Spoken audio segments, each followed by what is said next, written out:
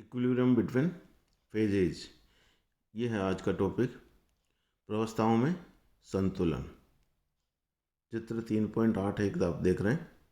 पहले आपको इसको समझा दूं मैं कि ये चित्र क्या है। हमारे पास ये एक उष्मा भंडार है, ऊपर जो बड़ा ये ए निकाय डैश निकाय दे रखा है, और दूसरा निकाय है ये ए, जिसमें बीच में पिस्टन लगा हुआ है, वो इसके संपर्क में है, जिसको ए करें, और ये ए डैश है। ए और ए डैश से मिलकर बनने वाला जो संपूर्ण निकाय है उसको ए स्टार कहेंगे, वो विलगित निकाय है। यानी ए स्टार से न तो ऊष्मा बाहर जाती है न अंदर आती है, लेकिन ए और ए डैश आपस में बीच में जो पिस्टन लगा रहा है वो एक दूसरे को ऊष्मा आदान प्रदान कर सकते हैं और कार्य भी कर सकते हैं। यानी पिस्टन आगे पीछे मूव करता है।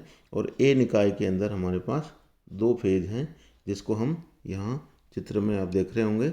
वापस बता दूं, 1 और 2 से व्यक्त किया गया है।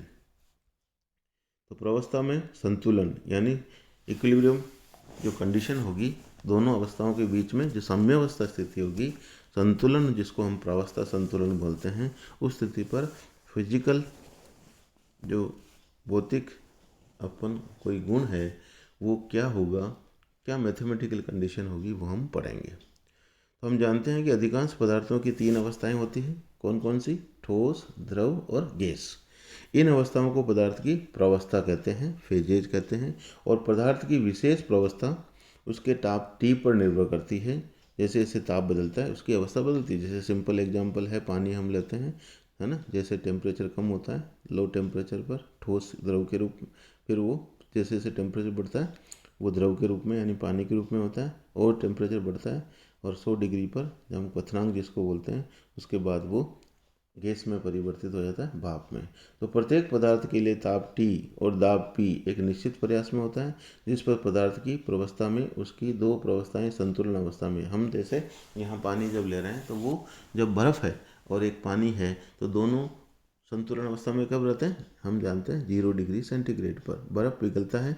तो उस स्थिति में परमाणु ठोस अवस्था में भी हो सकता है और द्रव अवस्था में भी हो सकता है। और 100 डिग्री सेंटीग्रेड में पानी जब भाप में कन्वर्ट होता है तो उस स्थिति में वो पानी की अवस्था में भी रह सकता है और गैस यानी द्रव, और इस तरह से दोनों हम कह सकते हैं वो संतुलन अवस्था हो गई एक पर्टिकुलर टेम्परेचर पर। तो ठोस का द्रव रूप में रूपांतरण गलन तथा द्रव का गैस में जो रूपांतरण है वो वाष्पन है, और द्रव का ठोस के रूप में रूपांतरण उसको हम जमना कहेंगे, फ्रीजिंग कहेंगे, और ठोस का सीधे गैस में उसको हम उद्वातन कहलाता है। ये आप पिछली कक्षाओं में पढ़ चुके हो। और विभिन्न प्रावस्थाओं के मध्य ये जो साम्यावस्था प्रतिबंध है उसको ज्ञात करने के लिए अब निकाय में उपस्थिति एक ही पदार्थ की दो अवस्थाओं 1 और 2 पर हम विचार करते हैं, जो साम्यावस्था में है। जैसा कि चित्र में बताया गया है कि ये ए निकाय है, इसमें दो अवस्थाएं हैं, 1 और 2, और उन दोनों को जब वो साम्यावस्था में है, या ठोस है वो, या द्रव हो, या गैस हो, हम उसको इक्विलिब्रियम कंडीशन में हो तो हम कहेंगे कि ये प्रावस्थाएं ठोस, द्रव या गैस, पृथक या मिश्रित कुछ भी हो सकती है।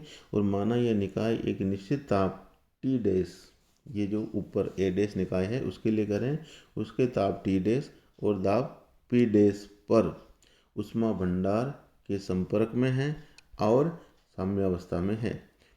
पीछे हमने पढ़ा था यानी गिब्स मुद्रा गिब्स, उसमें क्या कहा था कि साम्यावस्था के लिए आवश्यक होगा कि निकाय का जो गिब्स ऊर्जा फलन है वो न्यूनतम होना चाहिए। ये हमने पढ़ा था। जी का मान जो कि आंतरिक ऊर्जा E, ताप T डैश, एंट्रोपी S और दाब P डैश हो ना। ऊपर A डैश का जो दाब है वो P डैश बता रखा है, ताप T डैश बता रखा है। तो ये न्यूनतम होना चाहिए साम्यावस्था की स्थिति में। ये प्रतिबंध था जहाँ पे GES और V दोनों प्रावस्थाओं के लिए अलग अलग हम लिखें तो A निकाय की कुल गिब्स ऊर्जा G1 प्लस G2 दोनों जो अवस्थाएं हैं उनकी गिब्स मुक्त ऊर्जाओं के योग के बराबर होगी। उसकी कुल ऊर्जा भी E1 प्लस E2 यानी अलग अलग प्रावस्थाओं में जो ऊर्जाओं के योग के बराबर होगी। और अलग अलग प्रावस्थाओं में जो एंट्रोपी है S1 और S2, वो कुल एंट्रोपी S को हम इस तरह से लिखेंगे। तो हम कह सकते हैं जी, ई और एस के जो मान हैं वो यहाँ ऊपर हम समीकरण 1 में रखेंगे तो वो न्यूनतम होना चाहिए। और आयतन, चूँकि हम दोनों अवस्थाओं के आयतन अलग अलग V1 प्लस V2 हैं, वो भी उनके योग के बराबर हो जाएंगे। और एक और बात है कि एक और दो अवस्थाएं हैं, उनमें यदि अणुओं की संख्या अलग अलग है, N1 और N2 है, और प्रति अणु गिब्स मुक्त ऊर्जा के मान स्मॉल g1 और स्मॉल g2 से है, तो कैपिटल G1 क्या हो जाएगा, N1 G1।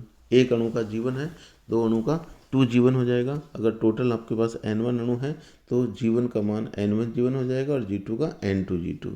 तो ये मान यहाँ रखेंगे तो कैपिटल G जो G1 प्लस G2 था वो N1 G1 plus N2 G2 हो जाएगा।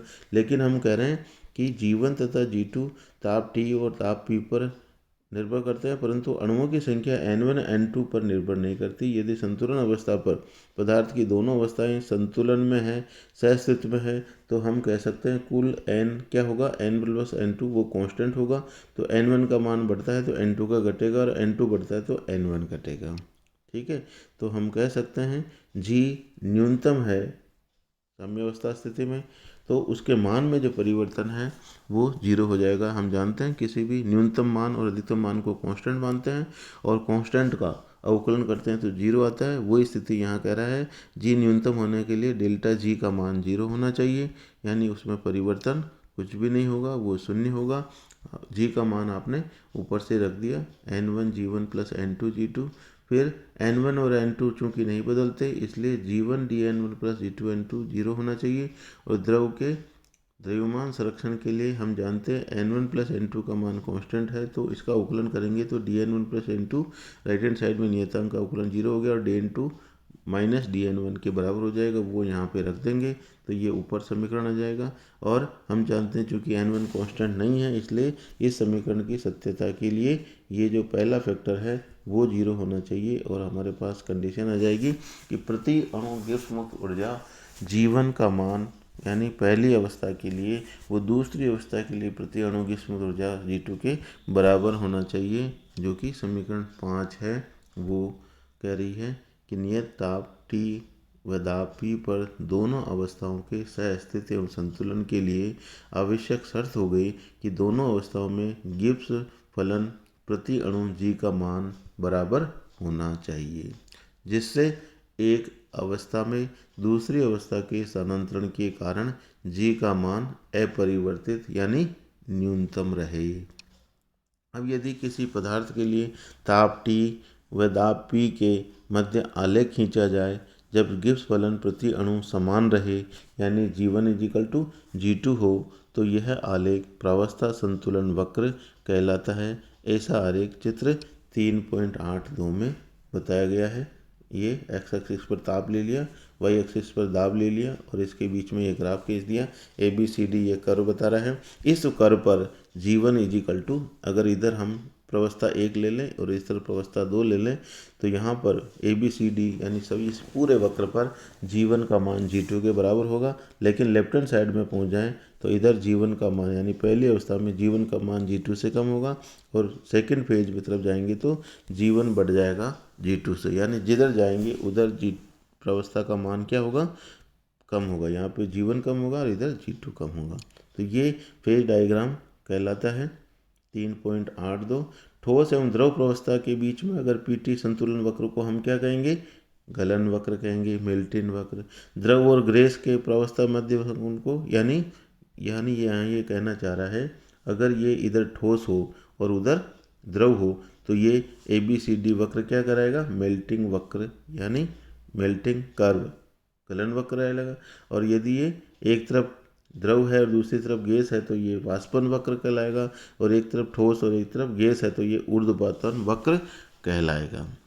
P और T के मध्य खींचा गया ग्राफ। इन संतुलन वक्रों की विशेषता यह होती है कि वक्र के प्रत्येक बिंदु पर दोनों प्रवस्थाएं संतुलित होती है, क्योंकि समीकरण 1 के अनुसार निकाय का कुल गिब्स मुक्त फलन G का मान न्यूनतम होता है और पदार्थ की प्रवस्था 1 में यदि अणुओं की संख्या N1 है, 2 में N2 के साथ वो अस्तित्व में रह सकते हैं। यह वक्र संपूर्ण PT क्षेत्र को दो भागों में विभाजित करता है। पहले क्षेत्र में G1 का मान G2 से कम होता है और पदार्थ की केवल पहली प्रावस्था संतुलन में होती है। दूसरे क्षेत्र में जीवन का मान G2 से अधिक होता है और पदार्थ की केवल दूसरी प्रावस्था संतुलन में होती है। तो प्रावस्था क्षेत्र 1 में पदार्थ का ताप एवं दाब इस प्रकार होते हैं कि जीवन का मान G2 से कम होता है और इस स्थिति में G का मान न्यूनतम होगा, जबकि पदार्थ का संपूर्ण द्रव्यमान प्रावस्था 1 में रूपांतरित हो जाए तो G = Ng1 के बराबर होगा।